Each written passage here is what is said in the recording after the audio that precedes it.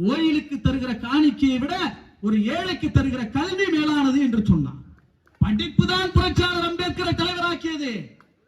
அவர் போட்ட கோட்டு சட்டையினுடைய அடையாளம் என்பது கல்வியினுடைய அடையாளம். நாமெல்லாம் எவ்வளவு இன்னைக்கு எல்லாம் கூலிகளாக இருக்கிறோம், எல்லாம் விவசாய கூலிகளாக இருப்போம். எவ்வளவு ஒடுக்குமுறையை நாம் அனுபவித்து விவசாய கூலிகளாக இருந்தாலும், எத்தனை ஒடுக்குமுறையை சிந்தித்தாலும் நமக்கு இருக்கிற ஒரே ஒரு கனவு என்ன? என் பிள்ளை படிக்கணும், எப்படியாவது படிக்கணும். படிச்சணும். நீங்க 1 லட்சம் கொடுங்க, 2 லட்சம் கொடுங்க, நான் உனக்கு 10,000 ரூபாய் தரேன், 20,000 தரேன், உன் பிள்ளைய மட்டும் பள்ளிக்கு அனுப்பாத. நீ 10 கோடி கொடுத்தாலும் என் பிள்ளைய நான் படிக்க வைப்பேன்னு சொல்றவங்க தான் எளிய மக்கள். அந்த அளவுக்கு கல்வி என்பது இந்த மக்களுக்கு மிகப்பெரிய ஆயுதமாக இருக்கிறது.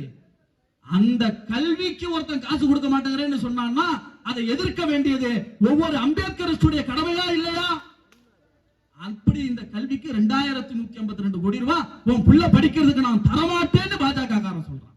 இதை யார் கண்டிக்கிறார்களோ, யார் எதிர்க்கிறார்களோ அவர்களின் பின்னால் நில்லுங்கள். ஏனென்றால் நமக்கு முக்கியம் கல்விதான். கல்வி